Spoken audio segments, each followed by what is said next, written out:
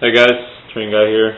Just getting ready to do up the flock mixes. I know I've been getting a lot of questions about what I use, how I use it, what mixes. It's basically like a little bit of chemistry, a little bit of mixing.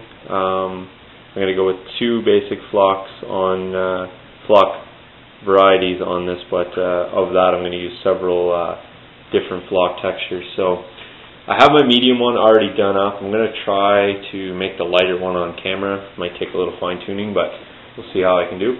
I'm going to start with a little less than half a jug of this stuff here. This is the, hopefully you can see that, Spring Green Fine. It's a Super Turf product. So I'm going to start with that. I'll put a little bit down on camera to show you. So it's kind of a nice, like a medium green color.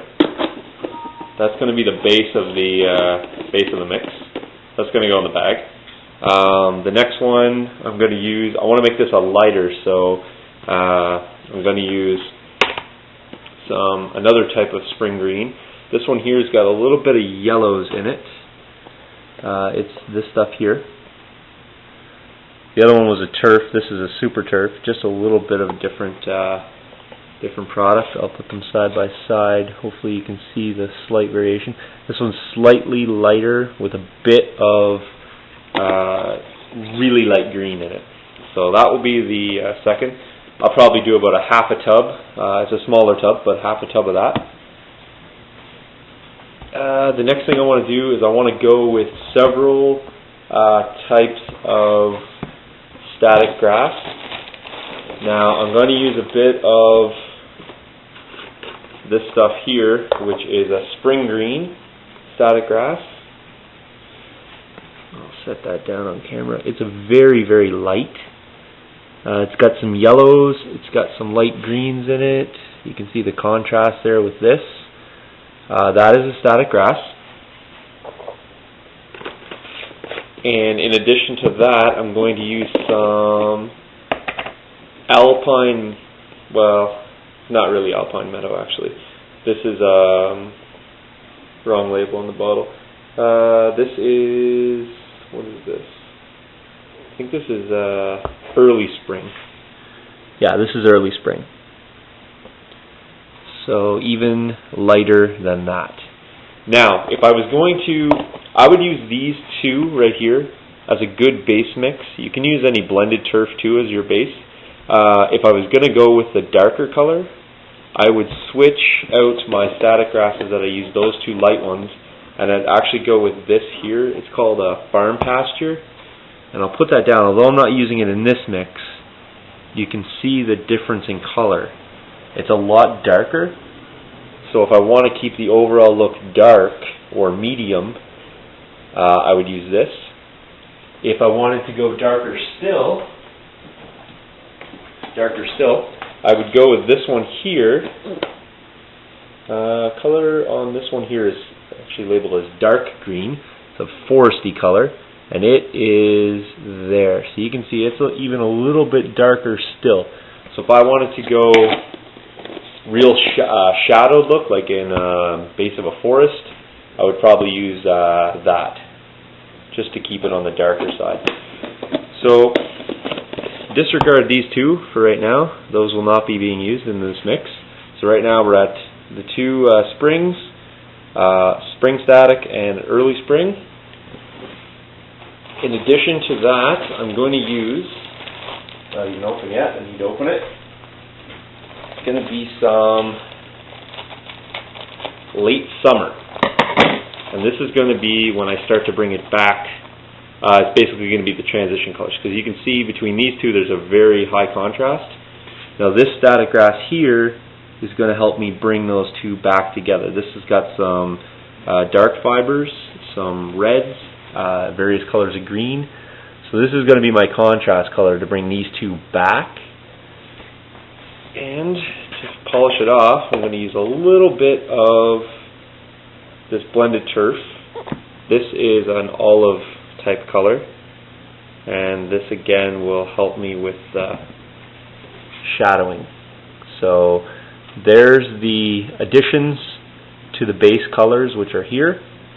like I said, if I wanted to go darker, I would switch it and use these two right here. That will be my mixture for the light. I will show you, I already have the medium done up. This medium I did was a little bit more of a shrub blend, so it's got some coarse turf in it, as well as some fine rocks. And I'll put a little bit of that down to show you. That's going to be, let me spin that around. That's going to be the other color that I'm going to use. So it's got some coarse pieces in it, some rock in that, and overall it's going to be darker than when this blend here gets put together. So what I'll do is I'll mix that up off camera, I'll bring it back, and I'll show you the two side by side so you can see what they look like. Okay, so we're back, and I got the two mixes done up. Now we just got to see how we did.